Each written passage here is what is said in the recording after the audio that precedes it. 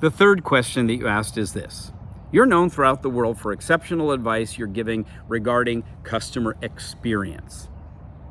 And your book tackles multiple issues on this topic. And yes, that's true. The New York Times bestseller, Uplifting Service, is packed with advice, literally hundreds of good ideas, strategies, techniques, and tips that people can use to create more value for their customers. But still, you ask, if you had to give a company just 3 focus areas to improve their customer service, what would they be?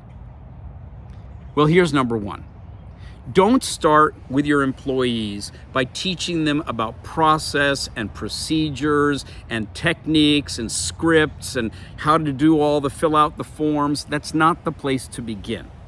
You want to start by teaching people that service is taking action to create value for someone, and help them understand whatever their role in the company may be, what is the action that they're responsible for taking, and what is the value that that action will create, and who is that value going to be received by? Is it by an external customer, a first-time customer, an upset customer, a loyal customer?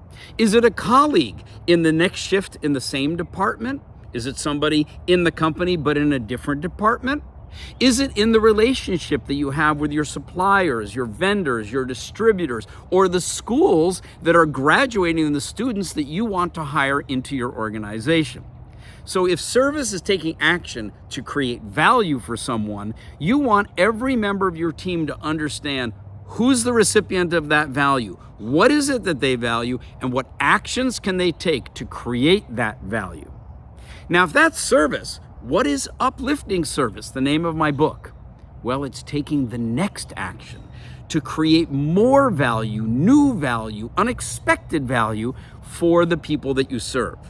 And that requires a different way of thinking. And that's what you want your people to do. You want them coming to work every day and saying, I'm here to do my job. I know that the purpose of my job is to take action to create value for the people that I serve. And in the culture of this company, we are always looking for what could be the next step, the next action that any of us can take to create more value for our colleagues, for our customers, and for our community. That's tip number 1. Tip number 2 is you want people to focus on building a culture of continuously improving service. So that's not just in the action they take. That's in who they encourage to come work in the organization, how you recruit the right people with the right attitude to join your organization, what you do to orient them when they come on board so their first experience is one of, oh my gosh, look at everything people are doing to make me feel more valued as I join this company. So now the new employee becomes a recipient of internal service from the organization. So you've got great recruitment, you've got great onboarding, you've got great people with a wonderful attitude. Then you want to communicate constantly to everybody inside that organization about what's going on in service, what changes are we making in service, what new value are we creating in service, what do our customers have to say about our service? And not just communicate, but recognize, give people the pat on the back, give them reward, give them the appreciation that they deserve when they do a great job.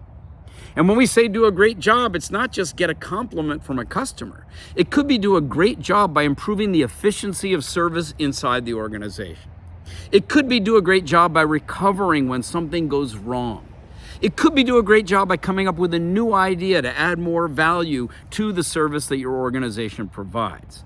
Now, what I've been explaining to you here are some of what I call the 12 building blocks of uplifting service culture.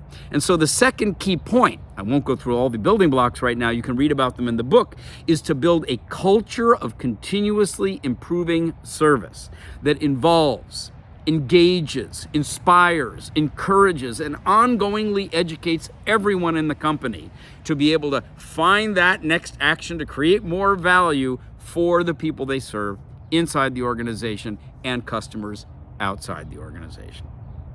The third and final idea is that the leadership of the organization must demonstrate an understanding and a practice of these things every day. You can't say that great service and creating great value and great reputation is the responsibility of any other department in the organization. Every department needs to be involved, and every leader of every department, from the chief financial officer, technology officer, marketing, sales, product development, distribution, you name it, every leader needs to understand and buy in and be aligned with each other and demonstrate through their own behaviors their personal commitment to building a culture of uplifting service.